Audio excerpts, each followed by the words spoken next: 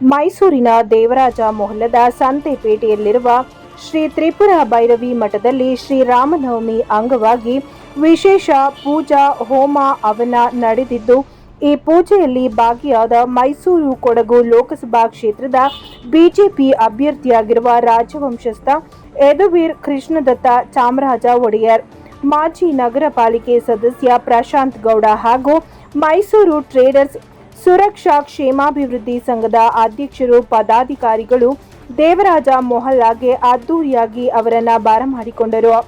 ಈ ವೇಳೆ ಪೂಜೆಯಲ್ಲಿ ಭಾಗಿಯಾಗಿ ವಿಶೇಷ ಪೂಜೆ ಸಲ್ಲಿಸಿದ ಯದುವೀರ್ ಈ ಸಂದರ್ಭದಲ್ಲಿ ಮಾಧ್ಯಮಗಳ ಜೊತೆ ಮಾತನಾಡಿದ ಮಾಜಿ ನಗರ ಪಾಲಿಕೆ ಸದಸ್ಯ ಪ್ರಶಾಂತ್ ಗೌಡ ಅವರು, ನಮ್ಮ ಮೈಸೂರು ಕೊಡಗು ಹಾಗೂ ಜೆಡಿಎಸ್ನ ಮೈತ್ರಿ ಅಭ್ಯರ್ಥಿಯಾಗಿರುವ ರಾಜವಂಶಸ್ಥ ಯದುವೀರ್ ಕೃಷ್ಣದತ್ತ ಚಾಮರಾಜ ಒಡೆಯರ್ ಅವರು ಈ ಬಾರಿ ಜಯಶಾಲಿಯಾಗೋದ್ರಲ್ಲಿ ಯಾವುದೇ ಅನುಮಾನವಿಲ್ಲ.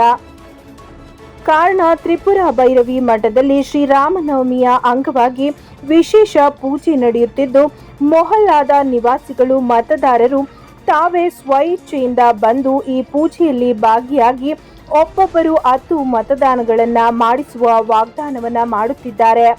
ನಮ್ಮ ಮಹಾರಾಜರಿಗೆ ಇದಕ್ಕಿಂತ ಅದೃಷ್ಟ ಮತ್ತೊಂದು ಬೇಕೆ?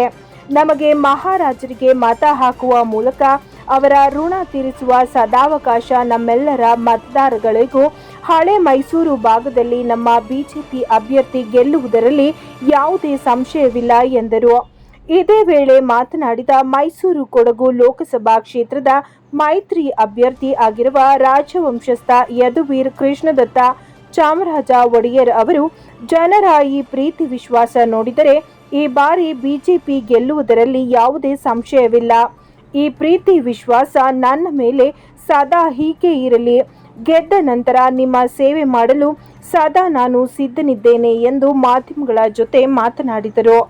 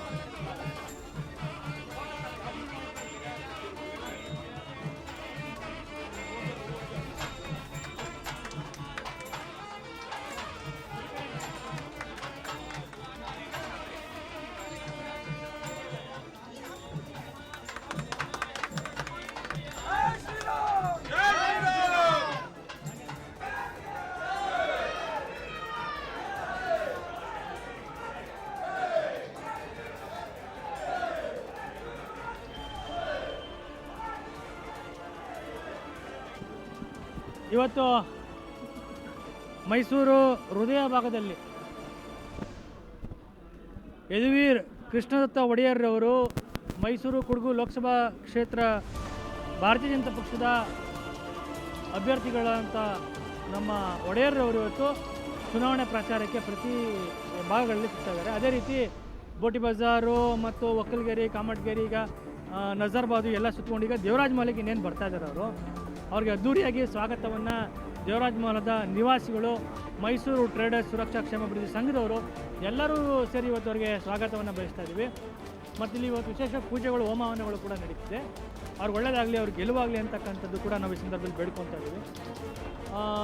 ಅತಿ ಹೆಚ್ಚಿನ ಮತವನ್ನು ಕೊಡಿಸ್ತಕ್ಕಂಥ ವಾಗ್ದಾನವನ್ನು ಕೂಡ ನಾವಿಲ್ಲಿ ಮಾಡಬೇಕು ಅಂತಕ್ಕಂಥ ಇಲ್ಲಿರ್ತಕ್ಕಂಥ ಸ್ಥಳೀಯ ಮತದಾರರುಗಳು, ಯಾವುದೇ ಪಕ್ಷದ ವ್ಯಕ್ತಿಗಳಲ್ಲ, ಸ್ಥಳೀಯ ಮತದಾರಗಳು ಅವರೇ ಹೇಳ್ತಿದ್ದಾರೆ. ಇಲ್ಲಿ ನಾವು ವಾಗ್ದಾನ ಮಾಡಬೇಕು, ಕನಿಷ್ಠ 10ಕ್ಕಿಂತ ಹೆಚ್ಚು ಮತವನ್ನು ನಾವೆಲ್ಲ ಹಾಕ್ಸ್ತಕ್ಕಂಥದ್ದು ನಮ್ಮ ಕರ್ತವ್ಯ ಅಂತಕ್ಕಂಥದ್ದನ್ನು ಈ ಹೋಮ ನಡೀತಿರ್ತಕ್ಕಂಥ ಸಂದರ್ಭದಲ್ಲಿ ವಾಗ್ದಾನ ಮಾಡಬೇಕು ಅಂತಕ್ಕಂಥ ಅವರ ಮನಸ್ಸಿನಲ್ಲಿ ಇವತ್ತು ಮೂಡಿ ಬಂದಿದೆ.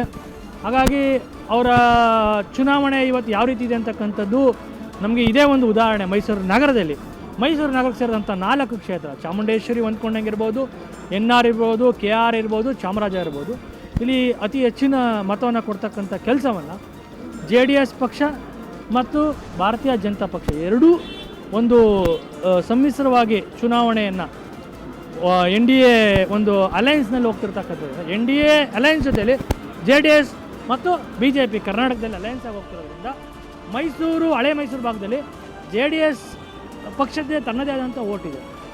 ಅದೇ ರೀತಿ ಭಾರತೀಯ ಜನತಾ ಪಕ್ಷದ ತನ್ನದೇ ಆದಂಥ ಮತಗಳಿದೆ. ಈ ಎರಡೂ ಕೂಡ ಕ್ರೋಢೀಕರಿಸಿದಾಗ ಅದು ಎಷ್ಟರ ಮಟ್ಟಿಗೆ ಮುಂದೆ ಅಂತಕ್ಕಂಥದ್ದು ನಮಗೆಲ್ಲರಿಗೂ ಕೂಡ ಗೊತ್ತಿರ್ತಕ್ಕಂಥ ವಿಚಾರ. ಮತ್ತು ಸಾರ್ವಜನಿಕವಾಗಿ ಒಂದು ಯುವ ಶಕ್ತಿಗಳಿಂದ ಹಿಡಿದು ಹಿರಿಯರಿಂದ ಹಿಡಿದು ಪ್ರತಿಯೊಬ್ಬರು ಕೂಡ, ಎಲ್ಲ ವರ್ಗದವರು ಕೂಡ ಇಲ್ಲಿ ಪಕ್ಷ ಅನ್ನತಕ್ಕಂಥಕ್ಕಿಂತ ಹೆಚ್ಚಾಗಿ ಮಹಾರಾಜರ ವಂಶಸ್ಥು ಯದುವೀರ್ ಕೃಷ್ಣದತ್ತ ಒಡೆಯರ್ ಅವರು ಅಂತಕ್ಕಂಥ ಒಂದು ಅಭಿಮಾನದ ಮೇಲೆ ಚುನಾವಣೆಯಲ್ಲಿ ಮತವನ್ನು ಚಲಾಯಿಸ್ತಕ್ಕಂಥದ್ದಕ್ಕೆ ಸಿದ್ಧರಾಗಿದ್ದಾರೆ. ಒಳ್ಳೆಯ ವಾತಾವರಣ ಇದೆ, ಅವ್ರಿಗೆ ಒಳ್ಳೆಯದಾಗುತ್ತೆ ಅಂತಕ್ಕಂಥದ್ದು ನಮ್ಗೆ ನಂಬಿಕೆ.